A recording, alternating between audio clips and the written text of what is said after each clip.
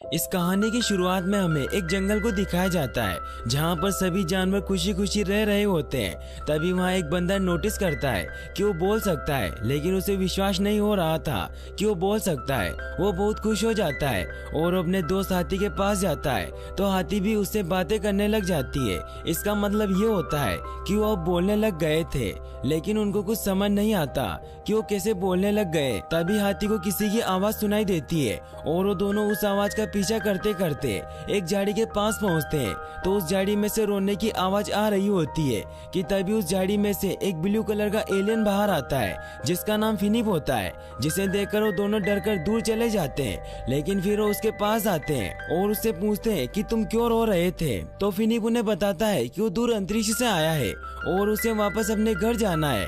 फिर फिनिप उन्हें अपना स्पीच बोर्ड दिखाता है और कहता है कि तुम इसी की वजह से बोल पा रहे हो, क्योंकि इसके आसपास रहने वाले सभी जिंदा जीव बोलने लग जाते हैं। स्पीच बोर्ड को देखते ही मंकी उसके हाथ से स्पीच बोर्ड ले लेता है और सभी जानवरों के पास जाकर उसे टेस्ट करने लगता है। तभी वो देखता है कि फिनिप काफी ज्यादा उदास है तो मंकी उसे स्पीच बोर्ड वापस दे देता है और तभी वहाँ मंकी के सभी दोस्त भी आ जाते हैं। फिर फिनिप उन सबको बताता है कि वो स्कोल्डन प्लेनेट से यहाँ एक मिशन को कंप्लीट करने के लिए आया है।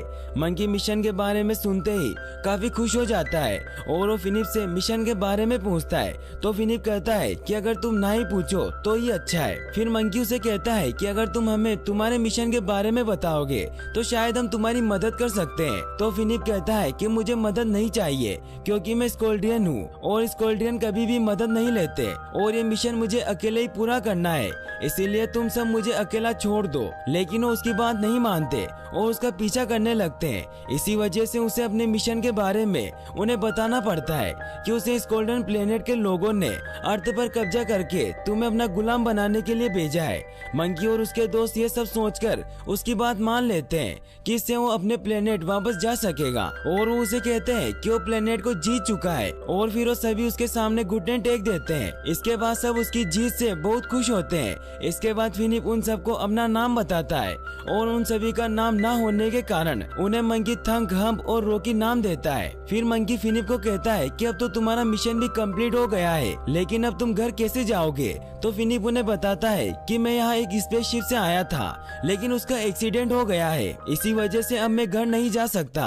लेकिन अब मैंने जब इस प्लेनेट को जीत लिया है तो मैं मेरे स्पेसशिप का होम बटन दबा सकता हूँ, जिससे मेरे लोग मुझे लेने आ जाएंगे। इसीलिए वो सबके साथ में स्पेसशिप की तरफ जाने के लिए निकल पड़ते हैं, लेकिन रास्ते में उन्हें कुछ वाइल्ड बीस्ट घेर लेते हैं जो गाना गाते हुए उन्हें रोकने लग जाते हैं। तो फिनिप अपने पावर से उनके बीच से निकल जाता है, लेकिन फिर भी वाइल्ड बीस्ट उन्हें रोकने लगते हैं। तो फिनिप वाइल्ड बीस्ट के सरदार के गाने की तारीफ करता है, जिससे वो सब उन्हें जाने देते हैं। वो सब आगे बढ़ रहे होते हैं, तभी हम देखते हैं कि एक ओस्ट्रिच का अंडा उनकी तरफ आ रहा है और थंग के पैरों के नीचे आने से वो अंडा फूट जाता है और उसमें से एक बेबी ओस्ट्रिच निकलती है जो बाहर निकलते ही उड़ने की कोशिश करने लग जाती है। तो उसकी मदर उसे समझाती है कि हम ओस्ट्रिच हैं और हम उड़ नहीं सकते, हम सिर्फ दौड़ सकते हैं, और अपनी बेटी को गले लगा लेती है।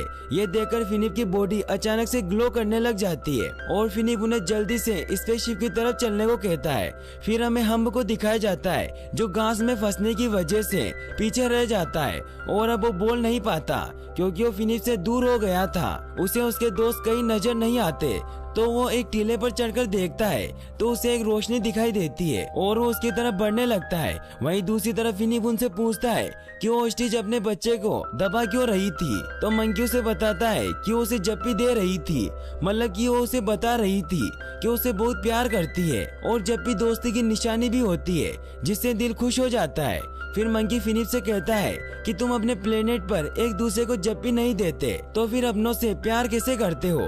तो फिनिप कहता है कि हमारे प्लेनेट पर ऐसा नहीं होता, हमारे प्लेनेट पर लोग उसे ही चाहते हैं जो प्लेनेट जीतता है, और जो जितने ज्यादा प्लेनेट जीतता है उसे उतनी ज्यादा इज्जत मिलती है, और इस प्लेनेट के अलावा मैंने आज तक कोई प्लेनेट नहीं जीता। और ये कहते ही वो काफी दुखी हो जाता है और उन सबको अपने पास से जाने को कहता है। वहीं दूसरी तरफ हम्प जब उस चमकीली चीज के पास जाता है है तो उसकी आवाज वापस आ जाती है और वो चमकीली चीज और कोई नहीं बल्कि फिनिप का स्पेसशिप होता है। और जब वो उसके पास जाता है तो उसे इस गोल्डन प्लेनेट के लीडर का प्रोजेक्शन दिखाई देता है जो कहता है कि जैसे ही फिनिप उस प्लेनेट को जीतेगा तो वहाँ के प्राणियों को ले जाएंगे। ये सुनकर हम अपने दोस्तों को इसके बारे में बताने के लिए भागने लगता है।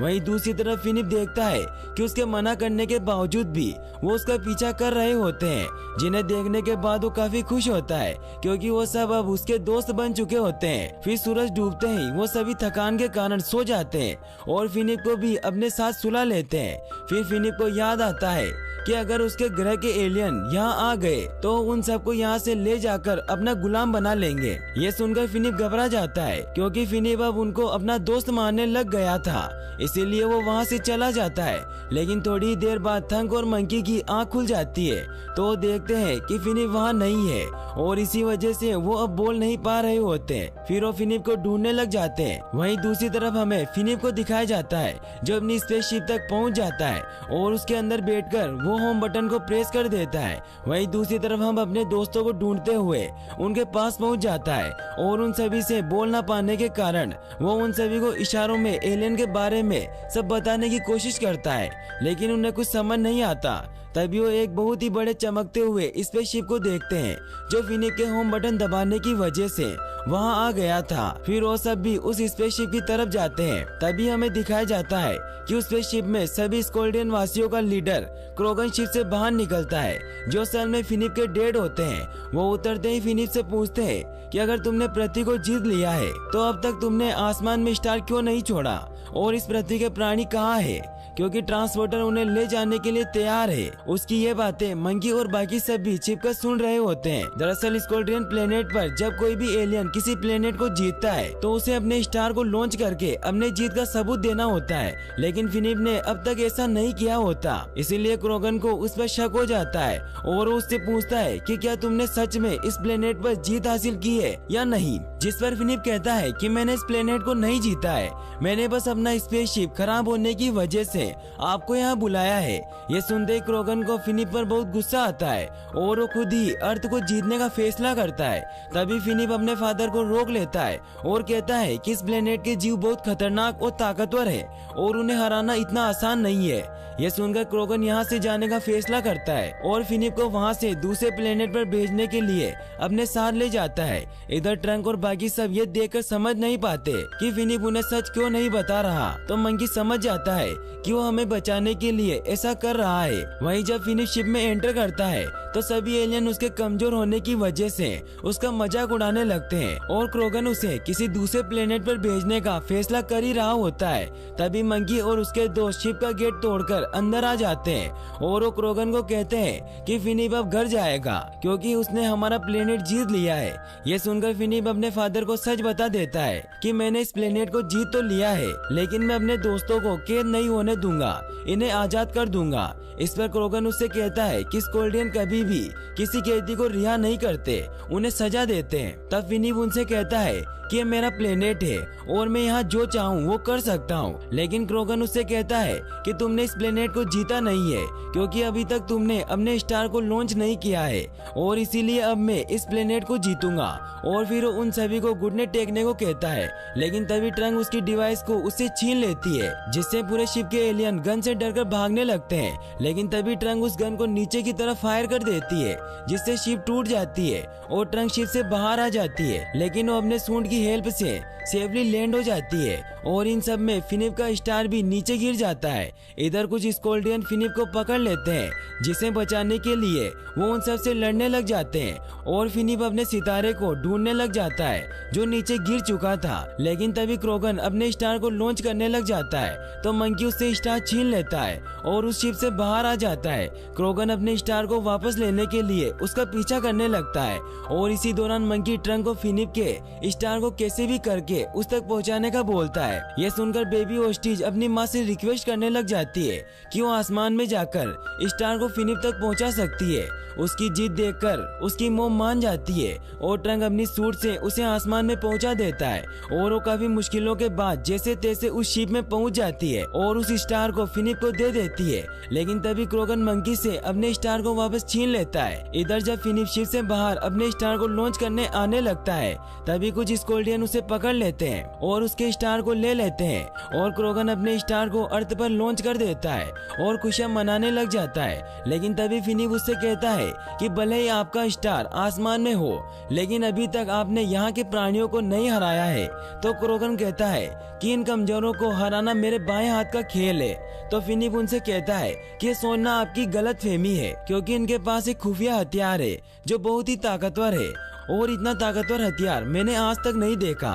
इतना कहकर वो अपने डेट से गले लग जाता है और उनसे प्यार करने लग जाता है जिससे क्रोगन इमोशनल होकर रोने लग जाता है जिसकी वजह से उनका रंग भी बदल जाता है। जिसके बाद वो भी फिनिप को गले लगा लेता है और अब वो बहुत खुश होता है। फिर वो सभी स्कोल्डियन को गले लगाने के लिए उनके पीछे दौड़ने लगता है और आखिर में सभी स्कोल्डियन को भी अच्छा बना देता है और क्रोगन फिनिप को खुशी खुशी पृथ्वी पर स्टार लॉन्च करने को कहता है। लेकिन फिनिप उनसे कहता है कि ये प्लेनेट मेरा नहीं है, हर प्लेनेट वहाँ के रहने वालों का होता है। लेकिन फिर फिनिप के दोस्त उसे कहते हैं कि हमें वो रोशनी देखनी है और इसके बाद वो अपने स्टार को लॉन्च कर देता है जिसके कारण आसमान में उन सभी की तस्वीर बन जाती है और फिनिप उन सभी को गले लगा लेता है। फिर फिनिप अपने सभी दोस्तों को गिफ्ट देता है और सभी स्कोल्डियन वहाँ से खुशी खुशी चले जाते हैं और यहीं पर मूवी एंड हो जाती है। और गाइस अगर आप ऐसी और वीडियोस देखना चाहते हैं तो डिस्क्रिप्शन में दी गई लिंक पर क्लिक करके वॉच कर सकते हैं और वीडियो को लाइक और चैनल को सब्सक्राइब करने के लिए